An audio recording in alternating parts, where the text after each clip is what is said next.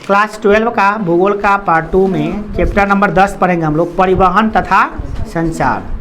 तो इसमें क्वेश्चन क्या करना है, सबसे पहला क्वेश्चन देखिए। पहला क्वेश्चन क्या देखिए, परिवहन किन क्रियाकलापों को अभिव्यक्त करता है।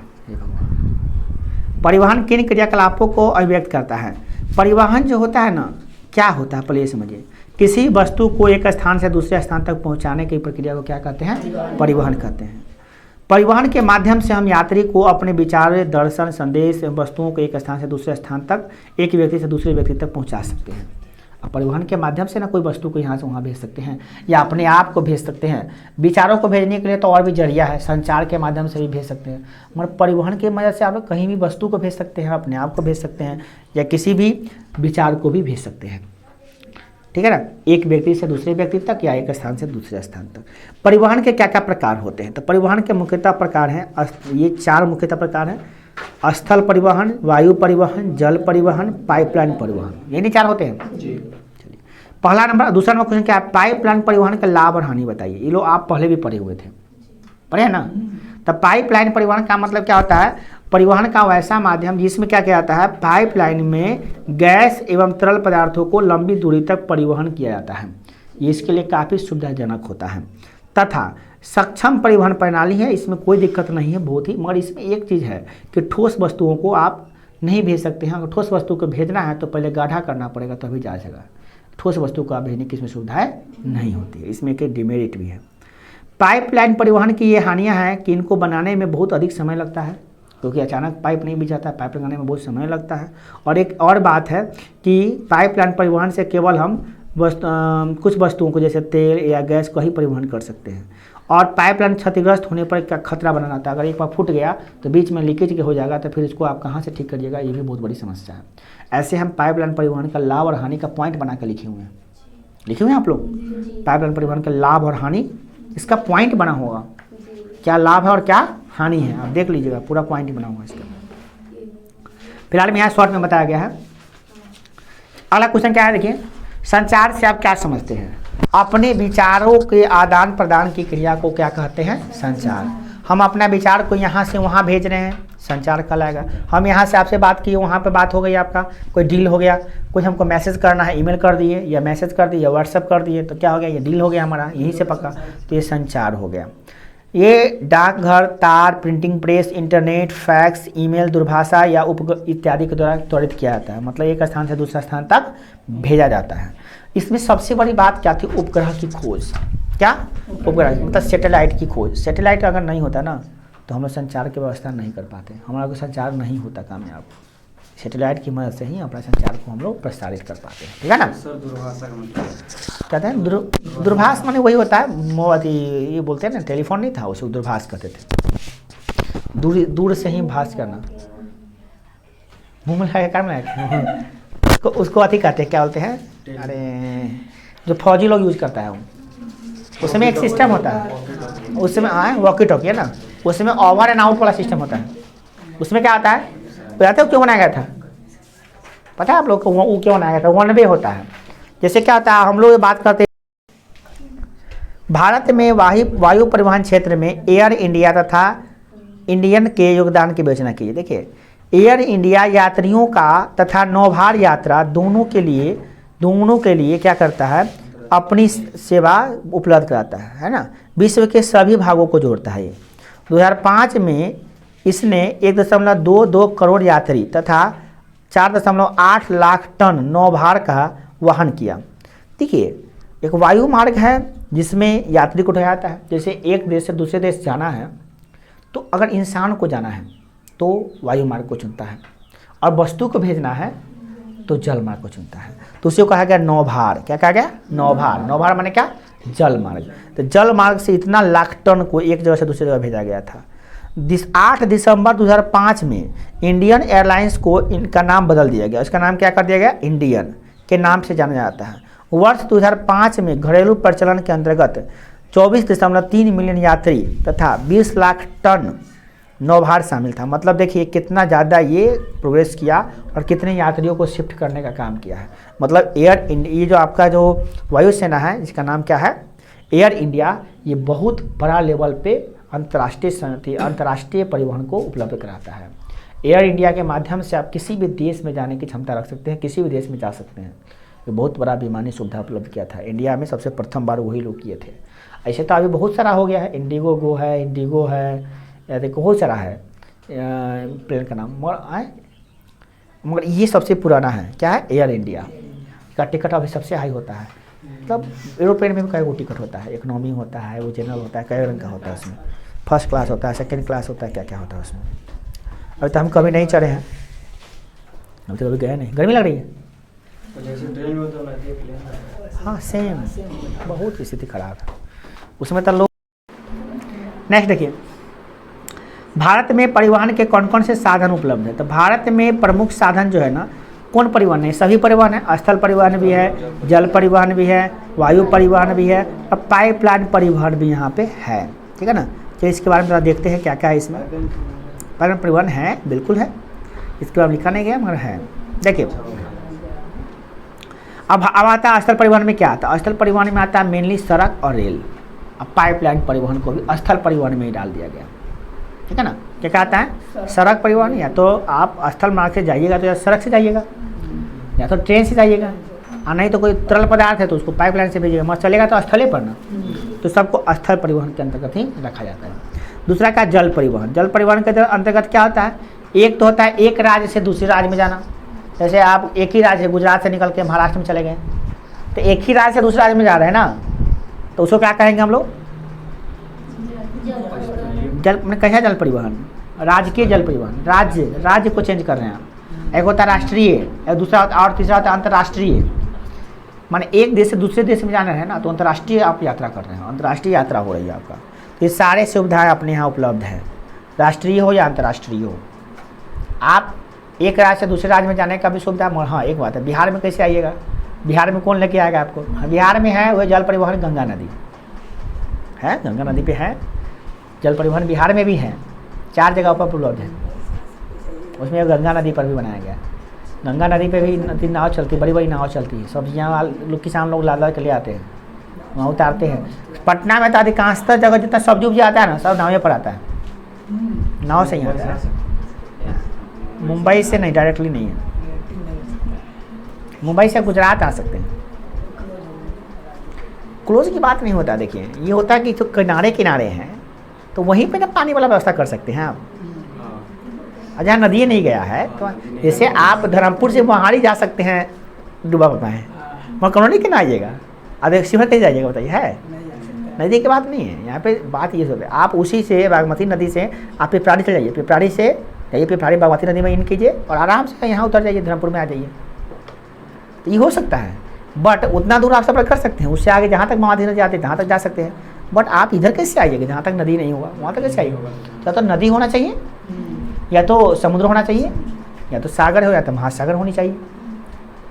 बड़े बड़े जहाज चलने के लिए तो नहर में नहीं चला सकते उसको जल्दी, नदियों में भी नहीं चल पाता था ठीक से वो।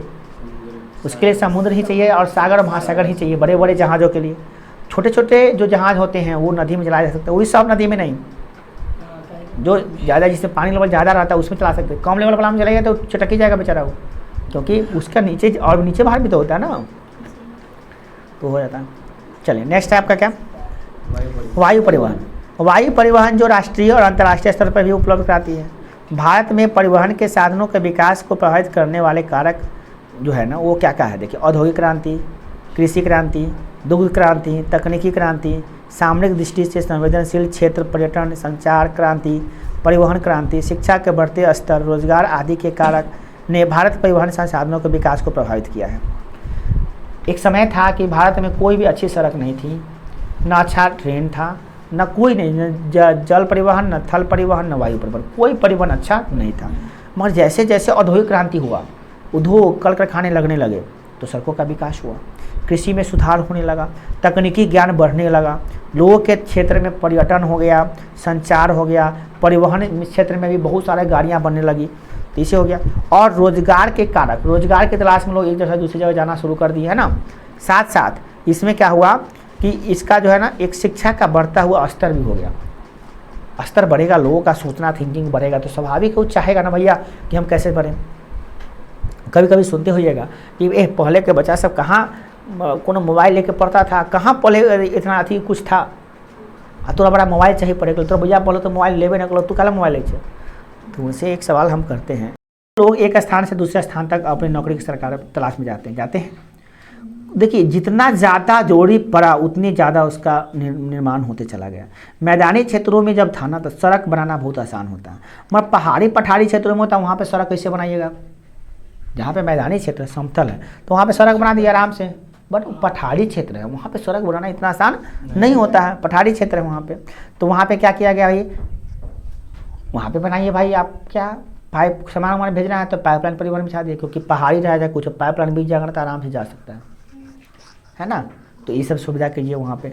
अब पहाड़ी पर तो बसना भी बहुत दुष्कर होता है, ऐसे भी वहाँ पे परिक्षिप्त बस्तियाँ पाई जाती हैं, कहीं कहीं पे छिटपुट बस्तियाँ पाई जाती है ना पहाड़ी इलाकों में।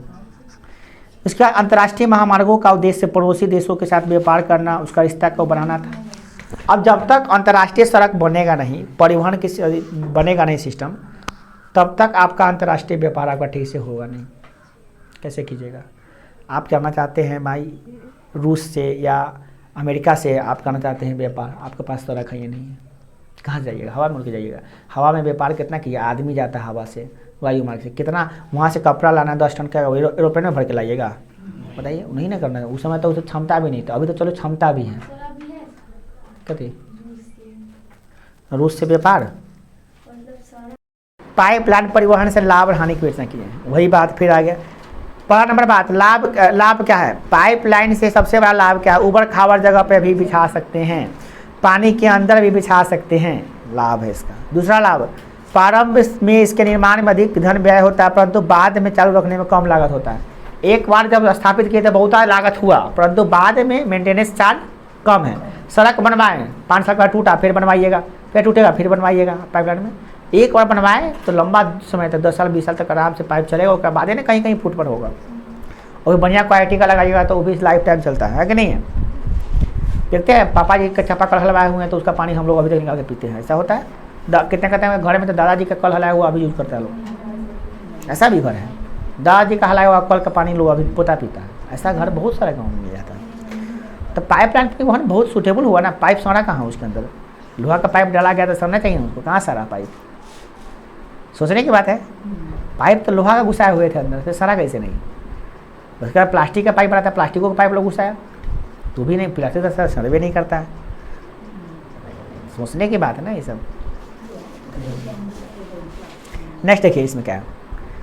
हाँ एक बात और, पाइपलाइन में निरंतर आपूर्ति सुनिश्चित है, इसमें एक बार लगातार भेजते रहिए, कोई दिक्कत नहीं है। सड़क में जाम है, ट्रैफिक है, बहुत सारी समस्या है, आप पाइपलाइन में जाते रहिए। जा रहा है पाइप पानी, हाँ जा रहा है भैया, तेल जा रहा है, पहुंच जाएगा शाम तक, बहुत पहुंच जाएगा, नहीं कितना चाहिए है ना, ऑर्डर कितना पड़ता है, सब कोई दिक्कतें नहीं है। भेजने के लिए मशीन भी नहीं लगाना पड़ेगा, पाइप भेजने के लिए मशीन भी नहीं लगाना पड़ेगा उसको, बस लो प्रेशर होना चाहिए वहाँ पे बस।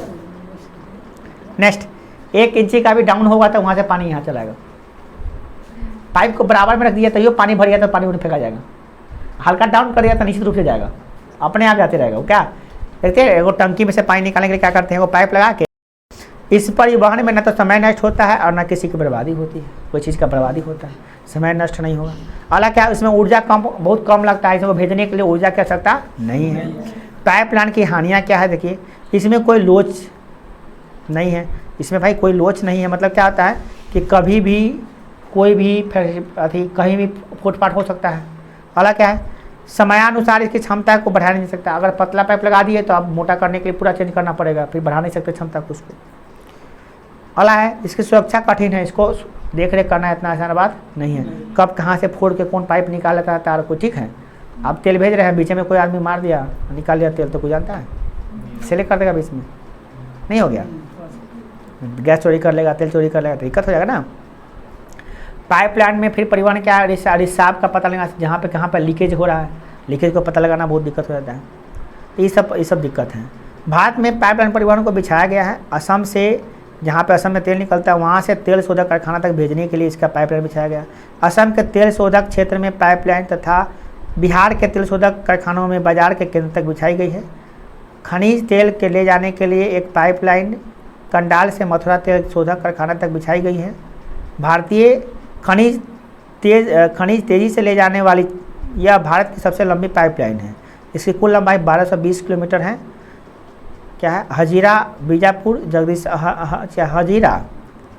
हजीरा बीजापुर जगदीशपुर गैस पाइपलाइन, जिसको कहते हैं HBJ।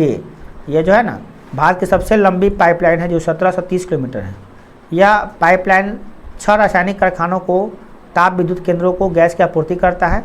पाइपलाइन परिवहन में रेल परिवहन का ढोना बढ़ते हुए दबाव को कम कर दिया है। पाइपलाइन परिवहन को महत्व देखते हुए अब देश में गैस एवं तेल की आपूर्ति को निरंतर बनाए रखने के लिए पाइपलाइन योजना को प्रसारित किया जा रहा है।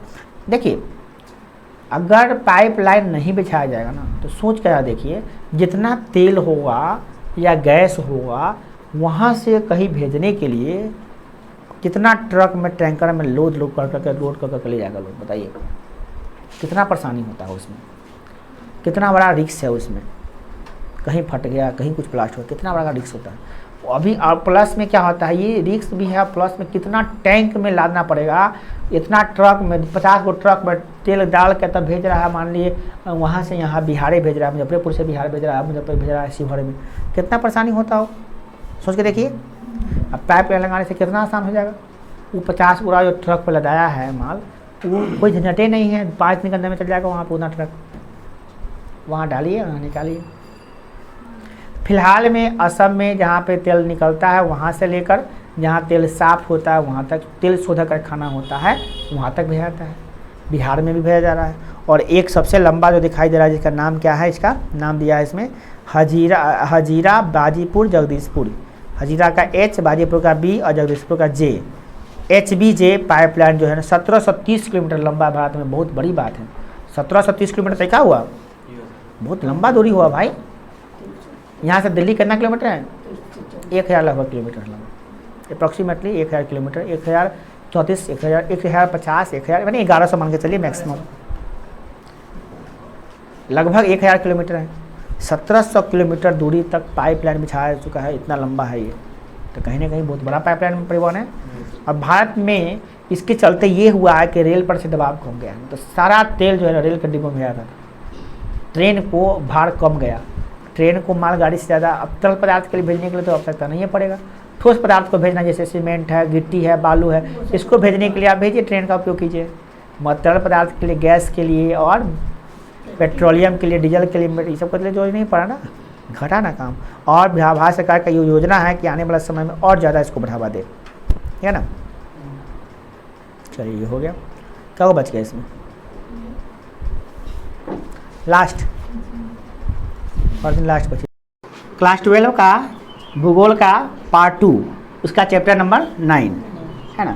उसका सबसे लास्ट क्वेश्चन यही है, इंदिरा गांधी नहर कमान क्षेत्र में सतत पोषणीय विकास को बढ़ावा देने के उपाय सुझाए।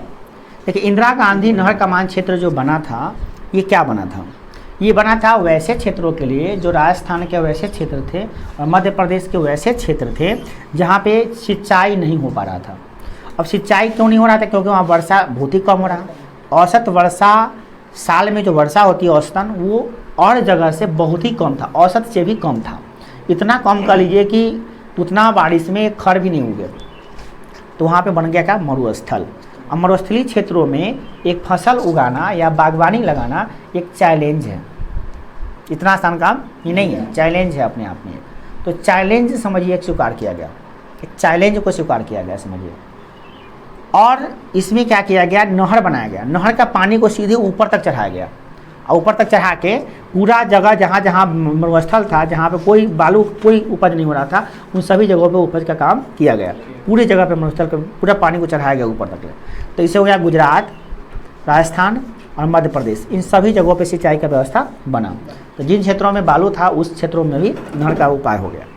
सबसे पहला बात क्या देखिए, इंदिरा गांधी नहर कमान क्षेत्र में सतत पोषणीय विकास को बढ़ावा देने के निम्नलिखित उपाय हैं। सबसे पहला और सबसे महत्वपूर्ण यह है कि जल प्रबंधन नीति का कठोरता से कार्यान्वयन होना। इस नहर का प्रयोजन के चरण नंबर 1 में कमान क्षेत्र में फसल संरक्षण और सिंचाई, चरण नंबर 2 में फसल उगाने और चारागाह विकसित करने के विस्तृत सिंचाई का प्रावधान। पहला नंबर इसमें काम क्या किया गया कि जो फसल लगा हुआ है उसके लिए पानी पहुँचाना है, ताकि फसल में पानी पहुँचे और वहाँ पर खेती बाड़ी हो। देखिए, जहाँ पे बालू ही बालू है वहाँ पे खेती होना कोई मामूली बात थोड़ी ना है।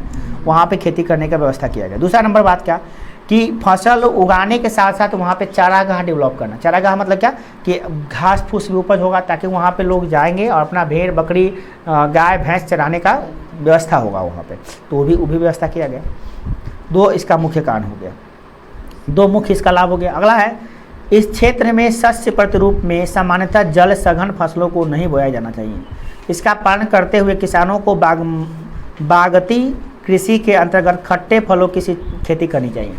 जो मरुस्थलीय क्षेत्र होते हैं ना, जहाँ पे मरुस्थलीय होते हैं, वहाँ पे शस्य गहनता कृषि नहीं अपनाना चाहिए। मतलब कि ऐसा नहीं कि धान रोपे काटे और गेहूँ लगाए, गेहूँ काटे फिर धान रोपे, इस तरह मक्का, इस तरह से नहीं करना है। लगातार फसल बाई फसल उगाना वहाँ पे ठीक नहीं होता है। ऐसे क्षेत्रों में ऐसा उपाय होना चाहिए कि खट्टे फलों का ज़्यादातर उत्पादन कर सकता है। जैसे नींबू लगा सकता है, संतरा लगा सकता है, क्या बोलते हैं, अंगूर लगा सकते हैं। जो खट्टे रसदार पदार्थ होते हैं उन फसलों को अगर वहाँ पे डेवलप किया जाएगा तो उससे क्या होगा कि बहुत अच्छा जगह वहाँ पे और भूमि उपजाऊ बनेगा। गेहूँ धान लगातार काट कर के लगाना उचित नहीं होगा, क्योंकि वहाँ पे लगा ही नहीं सकते, उतना पानी नहीं हो पाएगा। और ये फसल सब जो है ना बहुत अच्छा रहेगा, उगाना बहुत अच्छा रहेगा। खट्टे पदार्थों जो है मरुस्थलीय क्षेत्रों में उगाने के लिए सबसे अच्छा होता है, ठीक है ना। अगला क्या है, कमान क्षेत्र विकास कार्यक्रम जैसे नालों को पक्का करना ताकि बहते हुए जल में क्षति मार्ग में कम हो सके। अब मान लीजिए हम नहर में पानी पटा रहे हैं, तो नदी से पानी आया, नहर में आया और हम उसको छोड़ दिए, जा रहा है, तो अब रास्ते में आधा पानी सूख गया, नहीं सूख सकता है? नहीं समझ में आ रही बात? अरे पानी हमको यहाँ से वहाँ तक भेजना है, बीच में बालू है, तो क्या एक बाल्टी पानी उछलेंगे तो बालू में सूख जाएगा वो? तो अगर पक्का, जैसे ही पक्का है तो पानी रखेंगे तो यहाँ तक वहाँ तक रुक जा सकता है। बट अगर मिट्टी रहेगा या बालू रहेगा, वो बालू वाला मिट्टी रहेगा, तो पूरा पानी तो बगले में सोख लाया तो वहाँ तक पहुँचेगा? नहीं पहुँचेगा। वही बात है कि अब नहर में पानी को भेजना है मरुस्थलीय क्षेत्र से, तो उसको पक्का कर देंगे तो पानी बीच में कम सूखेगा। अब हम 10 किलो पानी भेजेंगे, 10 किलो पानी वहाँ पहुँचेगा। ऐसे तो क्या है, 10 किलो भेजेंगे तो कोई ठीक नहीं उसका 2 किलो पहुँचाया कि 1 किलो पहुँचाया कि नहीं पहुँचेगा, कोई ठीक नहीं है ना। तो ये सब बात समझने की, तो कम क्षति हो इसके लिए पक्का करना होता है। अगला है, इस प्रकार जलक्रांतता एवं लवण से प्रभावित भूमि को पुनरुद्धार किया जा सकता है। जहाँ पे पानी लगातार जा रहा है, कुछ ऐसे क्षेत्र भी होते हैं जहाँ पे लगातार पानी जा रहा है, तो उन क्षेत्रों पे पानी का रुकाव हो जाएगा, वहाँ से पानी को ट्रांसफर करके वहाँ भेजेंगे तो वहाँ पे लाभ होगा कि नहीं होगा? बोलिए आप ही। जहाँ कहीं पे इतना पानी जा रहा है जहाँ पे जोड़ी नहीं, कहीं पे इतना कम पानी है जहाँ पे जोड़ी है। अब तो जहाँ पे ज़्यादा पानी जा रहा है वहाँ भी तो खराबी है। वो पानी क्या होगा, ज़मीन क्या होगा, धंस जाएगा, लवणीय हो जाएगा। वो लवणीय हो जाएगा ना, जिससे उसमें फसल नहीं लगेगा और वो पूरा तरह से बंजर हो जाएगा भूमि, वहाँ पे बंजर हो जाएगा। तो इसीलिए कम पानी वाला जगह पे उन जगहों के पानी अगर यहाँ पे ले आएंगे तो वो भी बच जाएगा और ये भी बच जाएगा। ऐसा में कहीं पे इतना पानी एक लोग डूब रहा है, कहीं पे इतना पानी एक लोग प्यासे मर रहा है, तो अगर नहर के माध्यम से अगर ले जाएंगे पानी तो उसको अच्छा हो जाएगा।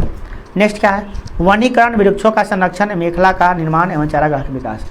वन का संरक्षण कर देंगे, अगर वन लगा देंगे बढ़िया ढंग से तो स्वाभाविक वन से क्या हो जाएगा, एक बार अगर वन डेवलप हो गया ना तो कैसनो मरुस्थल जो है ना वो हरा भरा हो जाएगा पूरा। वन लगने का मतलब समझते हैं, वन डेवलप हो जाना बहुत मामूली बात थोड़ी ना। जहाँ पे खाली बालू हो और वहाँ पे लगा दिया हरा भरा पेड़ लग गया, तो हरा भरा पेड़ का एक गुण होता है, वो नीचे के पानी को ऊपर खींचते रहता है। इससे क्या हो जाता है, उसमें हरियाली आ जाएगा और पानी की मात्रा लगा तो जल स्तर ऊपर चला आएगा वहाँ का, और धीरे धीरे मरुस्थल जो है जमीन है मरुस्थली है वो धीरे धीरे मिट्टी का रूप लेना शुरू हो जाएगा, है कि नहीं। बालू में क्या मिलाएंगे तो बन जाएगा मिट्टी, तो पानी, खरपतवार, कीड़ा मकोड़ा, अवशेष वगैरह सब मिलाएंगे तो क्या बनेगा, मिट्टी बन जाएगा, सड़ेगा, बालू सड़ेगा, उसमें खरपतवार मिलेगा, उस खरपतवार खाद का काम करता है, ह्यूमस बन जाता है ना, वो पता है कि नहीं पता आप लोगों को। तो वो सब गिरने से वो मिट्टी उपजाऊ ना हो जाएगा। और तो ये बात है। नेक्स्ट है, इस प्रदेश में सामाजिक सतत पोषणता का लक्ष्य तभी हासिल किया जा सकता है जब ये सब काम होगा, तभी जाके ये हासिल होगा। अगला है, मात्र कृषि और पशुपालन के विकास से इन क्षेत्रों में आर्थिक सतत पोषणीय विकास का धारणा को साकार नहीं किया जाता है। सिर्फ ये सोच लिया कि हम खेती करेंगे और पशुपालन करेंगे, यह सोचकर इसका विकास पूर्णतः नहीं हो पाएगा। इन क्षेत्रों में वन लगाना पड़ेगा, वानिकी होना चाहिए, नहर से और ज़्यादा डेवलप होने वाला कोई चीज़ होती है, जैसे बोलते हैं ना उसको बहुउद्देशीय परियोजना, उसको भी डेवलप किया जा सकता है। जब नहर जा रहा है, पानी जा रहा है, तो क्यों टरबाइन लगा के विद्युत उत्पादन किया जाए, क्यों ना मछली पाला जाए, क्यों ना उसमें और घूमने का स्थान बनाया जाए, पर्यटन स्थान बनाया जाए। गुजरात का बहुत ऐसा हिस्सा था जहाँ पे लोग जाते नहीं थे, वहाँ बालू ही बालू था। नरेंद्र मोदी इंजीनियर